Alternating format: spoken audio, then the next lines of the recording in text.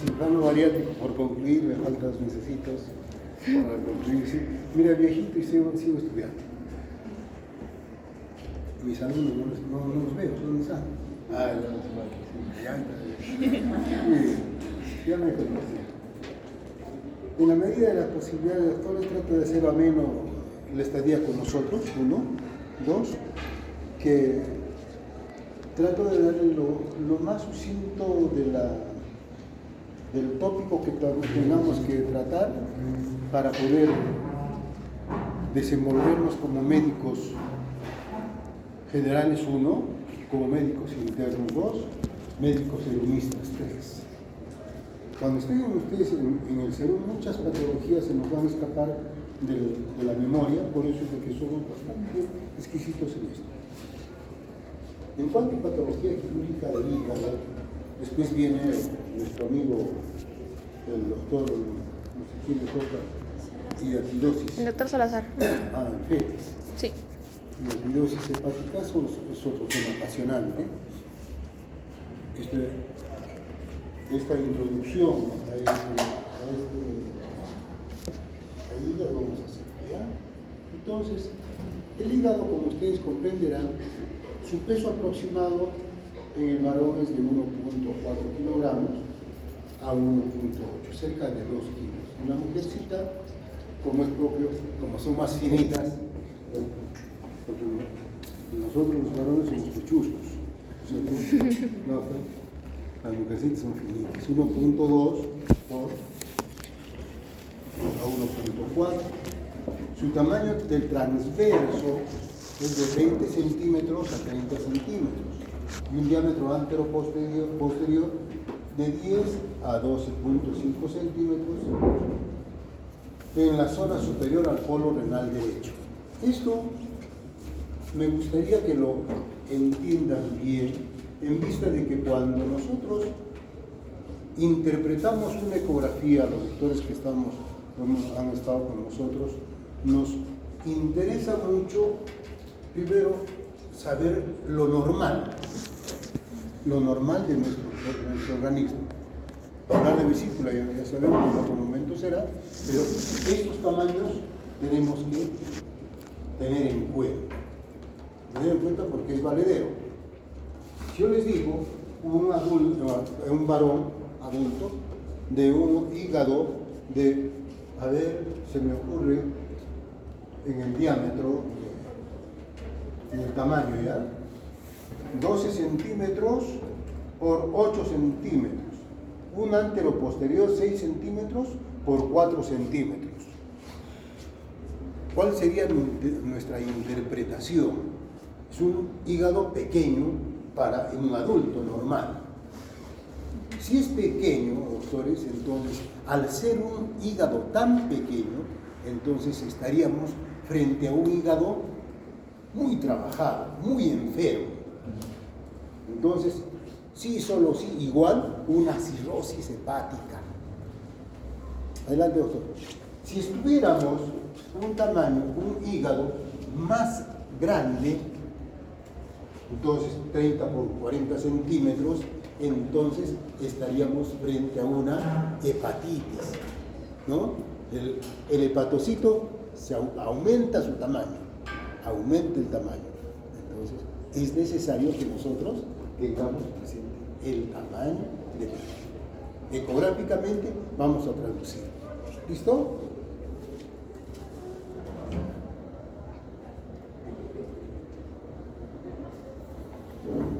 El contorno del hígado, vemos ahí en el gráfico, del punto A está 1 centímetro por debajo del pezón derecho a la altura de la quinta costilla. ¿Ya? El punto B se localiza 2 centímetros inferior o medial al pezón izquierdo, a la altura del quinto espacio intercostal izquierdo, y el punto C se encuentra en el margen costal derecho de la línea medio axilar. Solamente como un reparo anatómico, nada más. No nos interesa mucho estos reparos anatómicos, pero sí el anterior. Las consideraciones quirúrgicas, doctores, depende de la complexión física del paciente y el tipo de procedimiento quirúrgico que vayamos a hacer. Un paciente, por ejemplo, se me ocurre, un paciente con un traumatismo hepático, entonces tendré que evaluar la contextura del paciente. Un paciente normal de unos 70 kilos, entonces no tendríamos dificultad en las incisiones subcostales o medianas o paramedianas, según sea el caso, según esta localización.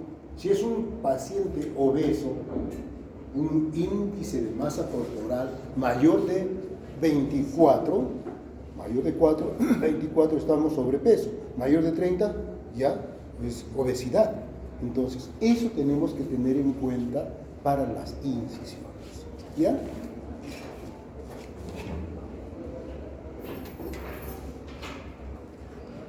Configuración externa. Tenemos la forma del gajo constituido por 4 lóbulos: derecho, izquierdo, el caudado y el cuadrado.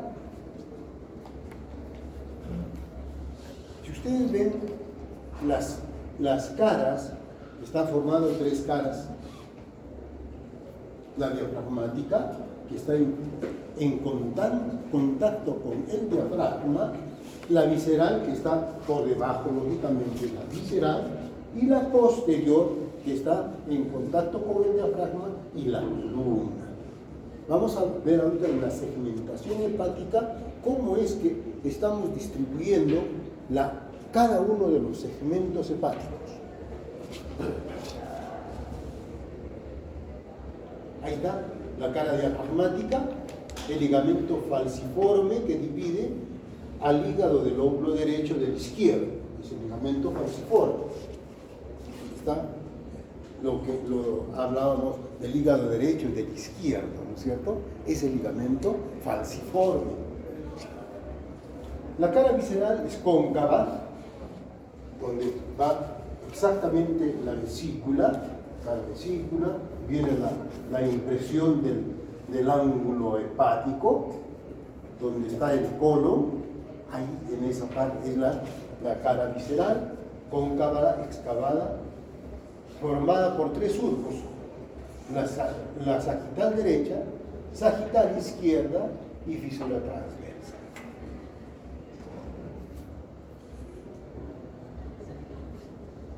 La fisura sagital derecha, 2 depresiones. Adelante la fosita cística, detrás del surco de la vena cava. Importante esto del surco de la vena cava inferior. Tenemos que tener cuidado cuando nosotros hacemos una cirugía, supongamos, se me ocurre un quiste gatírico posterior en el segmento 8. El segmento 8, doctores, está en posterior, ¿no? En posterior, acá atrás. Entonces, tengo que, si no hago la incisión, quiero abordar por el tórax, no voy a hacer sencillo, pero si voy a abordar por la parte inferior, tengo que tener cuidado. Este surco de la cava inferior, tengo 1 o 2 centímetros para poder abordar a ese quiste, o a esa enfermedad, a esa tumoración que tengamos que hacer. Pero habitualmente son quistes que se localizan en el segmento 8. ¿Ya? Ese surco hay que tener muy en cuenta. El ligamento, tenemos entonces la fisura sagital izquierda, es anterior ligamento redondo, el ligamento redondo, la vena donde se colapsa la vena umbilical, ¿no es cierto? Después el posterior, el surco del ligamento venoso, el conducto de Arancio.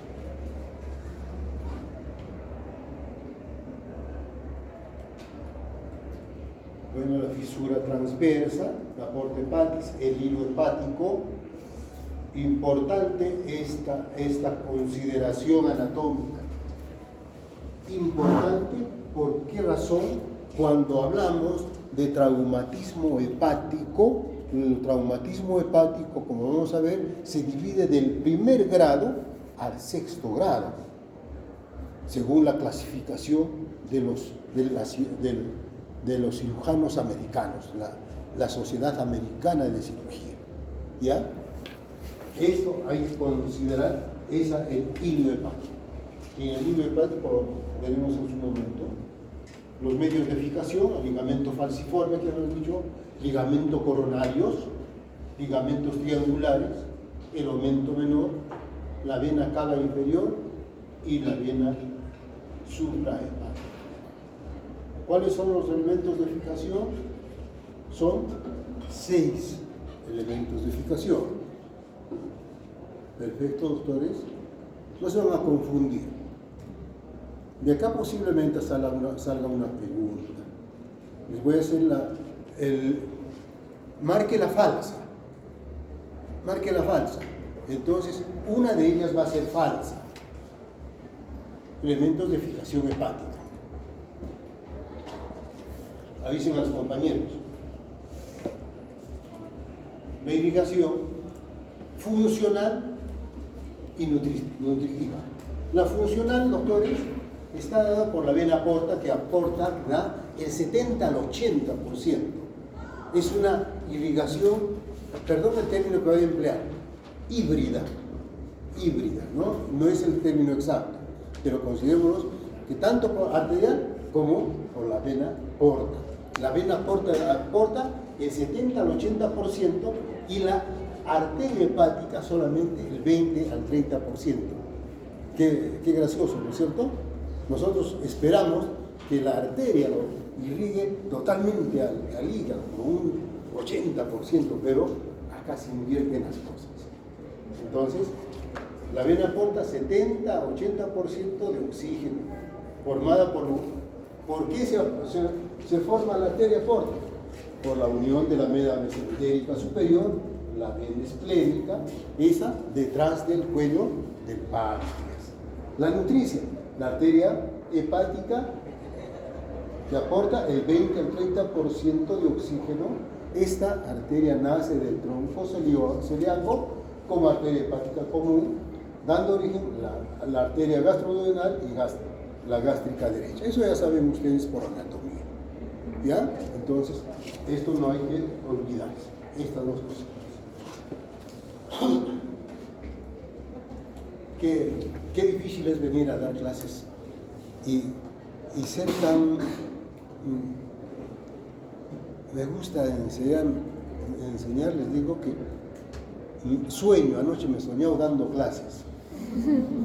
Sueño con el grupo que tenemos. Ayer no pude estar porque tenía una cirugía muy complicadita, estoy haciendo como estaba haciendo allá bariátrica, estoy haciendo estas cirugías. Entonces, me emociono. Y al doctor lo he visto en la primera rotación, me gusta mucho de la medicina nuclear, doctor, ¿no? Qué bueno. Y da gusto que sean así inquietos. Ahora, el hígado, el drenaje venoso. Toda la sangre del hígado es drenada a la circulación general por las venas suprahepáticas o hepáticas que drenan en la cava inferior. Todas. ¿Listo? No se van a confundir. Por favor. Son 3 venas hepáticas. La derecha drena el sector anterior y posterior del lóbulo derecho. Izquierda drena el sector medial y lateral del lóbulo izquierdo. La media, unión de las dos ramas derecha y izquierda en la pared medial del hígado. No se confundan, ¿ya? Ojito. La segunda, doctores. Al que no ha venido a la clase, bueno, ya fue. Bueno, las cisuras medial, portal o línea de Catlé se llama. La medial divide el lóbulo derecho en anterior y posterior, y el lóbulo izquierdo medial el cuadrado y el lateral. Y la línea es útil para movilizar el hígado y resecciones sencillas. No se describe en este caso la anatomía segmental. No lo tomemos en cuenta mucho, esto ya es para mis residentes. Para mis residentes que no sepan esto ya descuéntenme, ¿no? Es para mis residentes.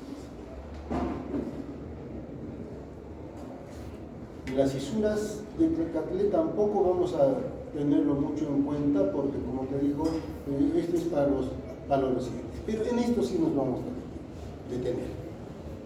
En el paciente, nosotros en un paciente tenemos en el hombro caudado un quiste hidatídico en la 420C, ¿no, doctores? Un flaquito de 18 años que le hemos dado alta en la mañana. Un quiste hidatídico en el segmento 1, en el caudal.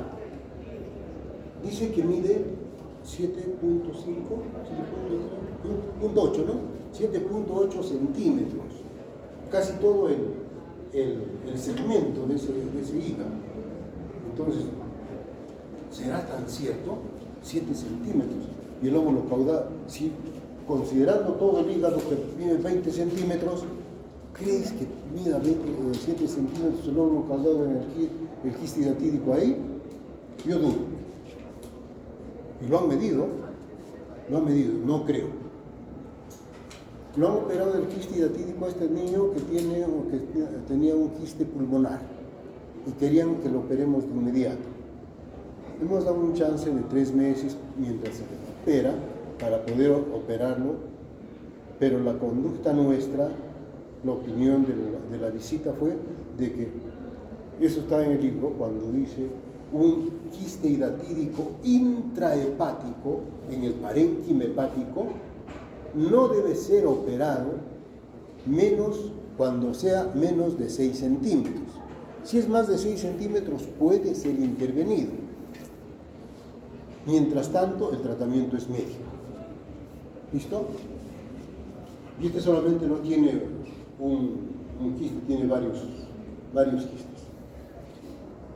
Luego miren cómo viene la segmentación hepática. El lóbulo caudal, ¿no? Es atrás y posterior, ¿no?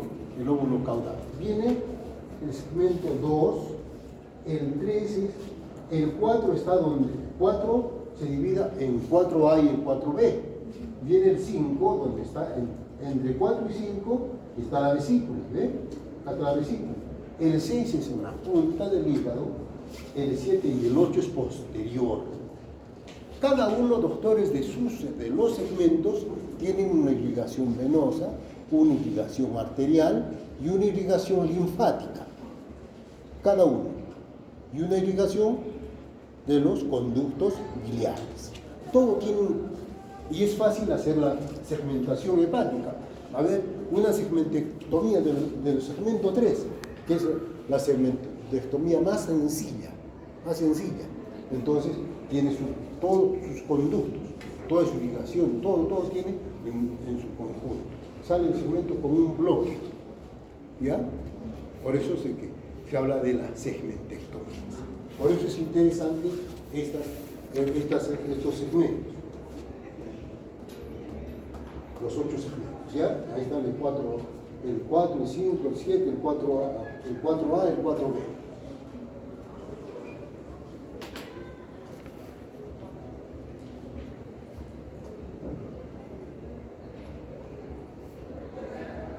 Bien, esta clasificación de Brisbane es para hacer hepatectomías en pacientes con lesiones hepáticas, a ver si me ocurre, con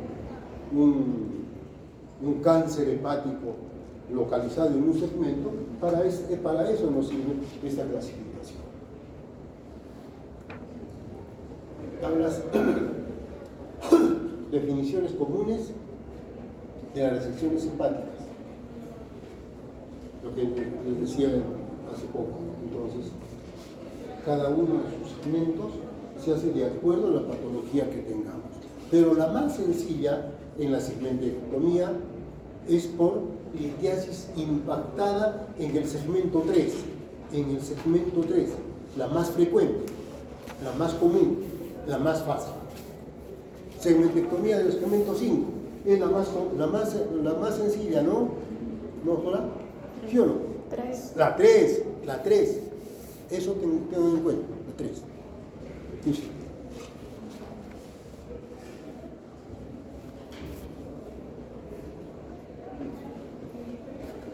Y estas son estas placas, estas segmentectomías que les he traído acá, son pues como para mis alumnos de la residencia. ¿Cuáles son las bases quirúrgicas de la resección hepática? Las bases quirúrgicas, doctores, es el acceso mínimamente invasivo. Movilización del hígado debe ser buena, puede ser necesaria la sección completa de los ligamentos, dependiendo de qué segmento del hígado vaya a seccionar, va a hacer la segmenectomía. Supongamos el coronario derecho, lo descuelgo y se viene el lado derecho. Disección del pedículo puede ser realizado o no la maniobra de Pringle. ¿En qué consiste esa maniobra de Pringle? La maniobra de Pringle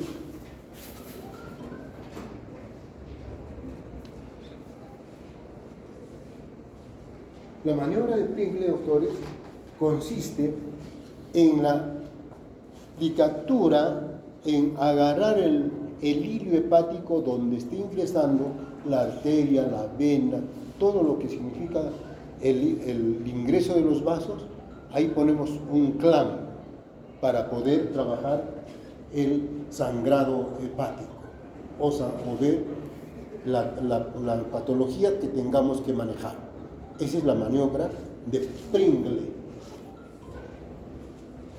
La maniobra de Pringle. ¿Ya? Maniobra de Pringle. Entonces, si fuera necesario, la transección parénquima hepática puede con instrumentos de coagulación. Pero esos instrumentos de coagulación solamente los vamos a tener en hospitales nivel 3B, 4. ¿Ya? Después, nada más.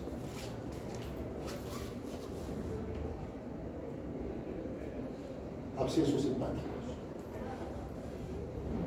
Teniendo en consideración la anatomía, doctores, vamos a tener las patologías más frecuentes del hígado. Y al tener las patologías más frecuentes, vamos a tener un grupo, pensar en lo bien, que decíamos antes, pensamos en lo bueno. ¿Cuál es en lo bueno? Todas las patologías benignas, que son la mayor parte de patologías, en cualquier patología del organismo. Ya pensamos en lo más malo cuando sean patologías malignas, cáncer, ¿ya? O cáncer benigno o cáncer maligno. Pero la mayor parte son patologías benignas. ¿Cuáles son los factores predisponentes en los abscesos hepáticos piógenos? ¿Cuáles? 1. Enfermedad granulomatosa crónica, deficiencia de complemento, leucemias, malignidad, anemia, enfermedades poliquísticas, de fibrosis quística. Entonces, estas enfermedades de los niños va a ser como una razón, si vale el término, para que estos niños vayan a tener abscesos hepáticos. Pero en el adulto, ¿cuáles serían las enfermedades? Diabetes, cirrosis, pancreatitis crónica, úlcera péptica, enfermedad inflamatoria intestinal, ictericia, pielonefritis, leucemia, quimioterapia, síndrome del SIDA. Pero aparte de esto, también quiero agregar a esta parte las colecistitis agudas, que por vecindad hacen abscesos perivesiculares, abscesos hepáticos, piógenos.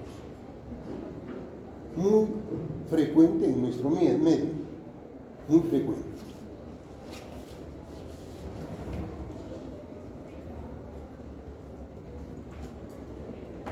¿Cuáles son los organismos, los microorganismos aislados en los abscesos hepáticos?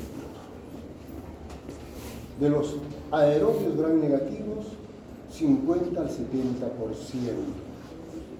Escherichia coli, 35 a 40%. Klebsiella, 18%. Proteus, Enterobacter, Serratia, Morganella, Actinobacter. Y los aerobios gram positivos, 55%. Los anaerobios, 40 a 50%. Y hongos es bien raro. ¿Ya? Estas son la frecuencia de bacterias que tenemos en los abscesos piógenos.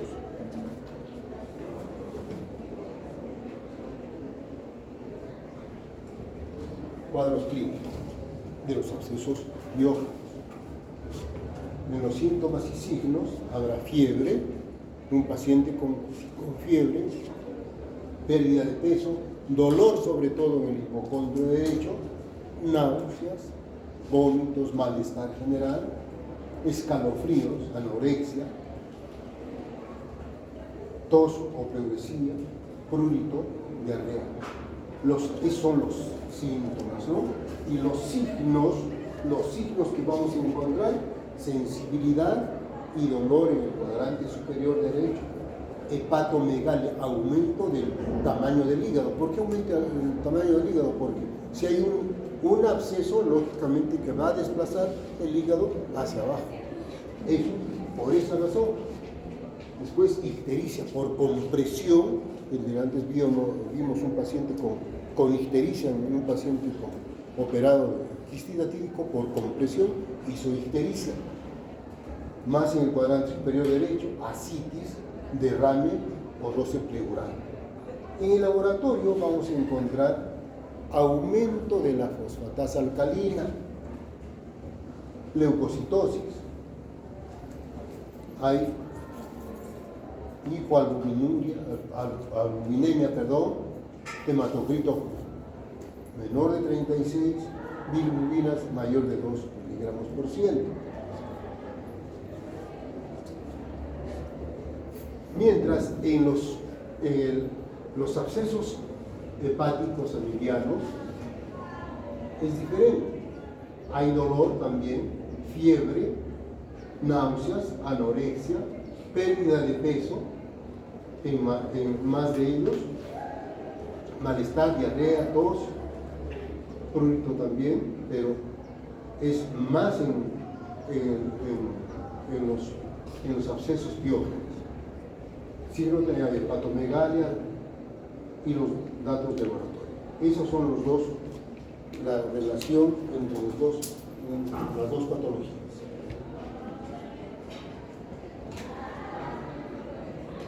En los abscesos hepáticos piógenos, en pacientes con edad mayor de 70 años, diabetes mellitus, neoplasia maligna, de etiología biliar, abscesos múltiples, septicemia, hay recuento de glóbulos blancos o leucocitosis mayor de 20.000, aumento de la bilirrubina, aumento del aspartato aminotransferasa, albúmina menor de 2, absceso aeróbico, complicación significativa. En los abscesos hepáticos en pacientes menores de 50 años, aquí encontraremos, doctores,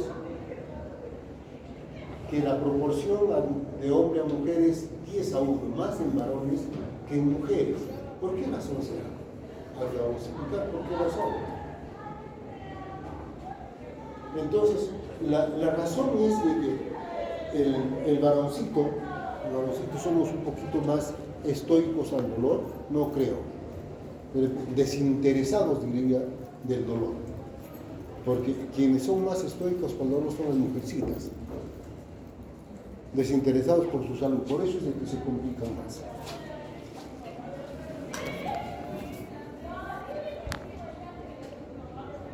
El manejo de los abscesos hepáticos.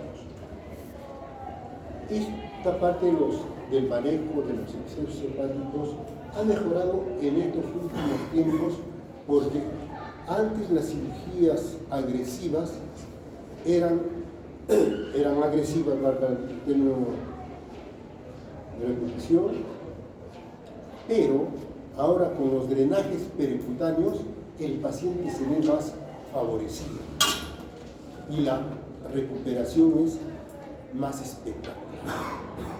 ¿Ya? El drenaje de abscesos, el antibiótico de hasta 10 centímetros de diámetro, lóbulo derecho y no complicado, no invasivos, paramomicina, invasiva metronidazol, como alternativa el silbudazol, imidazol o romidazol. Respuesta al tercer día de tratamiento, quinto día de curación al 85%, al décimo día de curación del 95%. Abscesos amedianos, ceftriaxona de tercera generación, después metronidazol de inicio,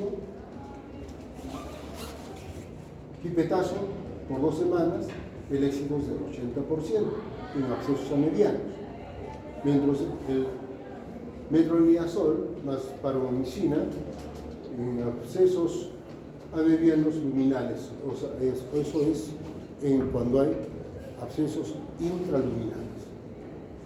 Anfotericina B, alteración cuando esto utilizamos cuando el absceso es de orden micótico. Anfotericina más fluconazol.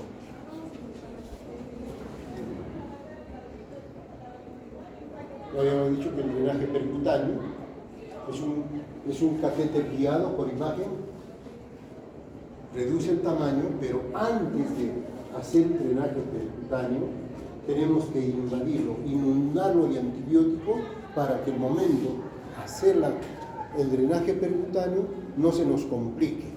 Entonces el drenaje percutáneo guiado, elección para reducir el tamaño del absceso, útil para complicaciones pulmonares, peritoneales y peritoneales. Quirúrgico. ¿Cuándo es quirúrgico? Cuando sustituida en gran medida por antibióticos.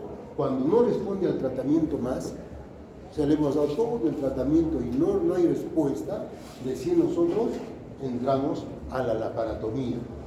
¿Ya? Pero esta es la laparotomía, doctores, las laparotomías exploradoras tienen alta posibilidad de complicaciones. Mortalidad alta.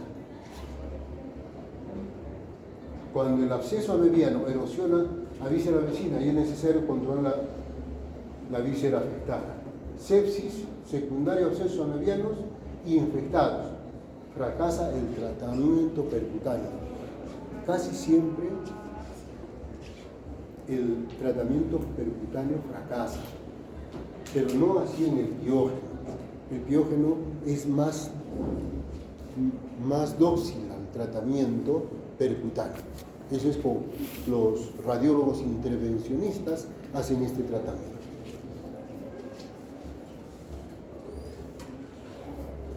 Las complicaciones de ruptura de los abscesos hepáticos en el 90%, con una mortalidad del 30%.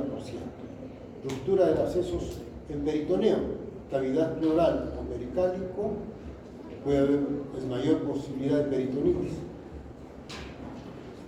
Y la diseminación hematógeno es más pequeña.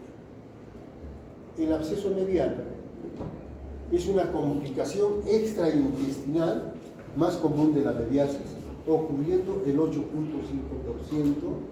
al 10% de los casos totales que tengan amediasis, no en toda la población, que tengan amediasis. Entonces, la amediasis afecta en casi el 10% de la población mundial, sobre todo en América Latina, Asia, África. Entonces, afecta más a los varones en una proporción de 2:1 respecto a mujeres, mientras en el piógeno era de 10:1, aquí es de 2:1. ¿Ya? Exámenes auxiliares, las formaciones son homogéneas, el contenido es homogéneo, no es heterogéneo. Manifestaciones clínicas, fiebre, hemos dicho, en el cuadro anterior igual, hasta un 77%, entre 38 y 39.5 grados.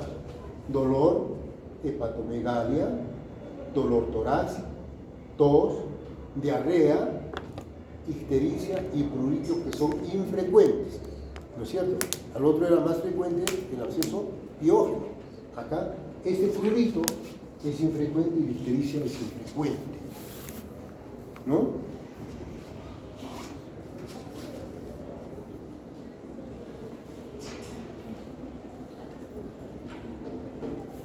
El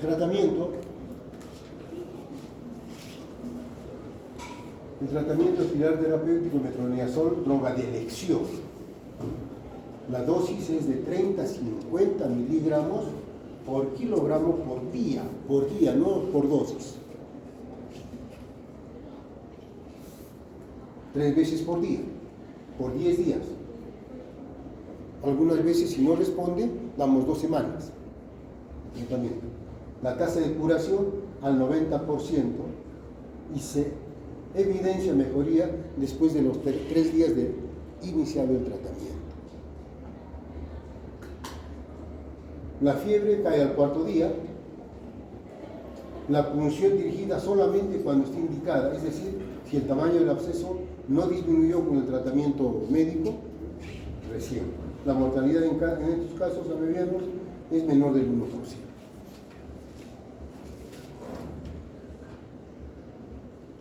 Tumores quísticos benignos. Dentro de los tumores quísticos benignos tenemos el quiste hepático simple, frecuente en mujercitas en la edad de 40 a 50 años.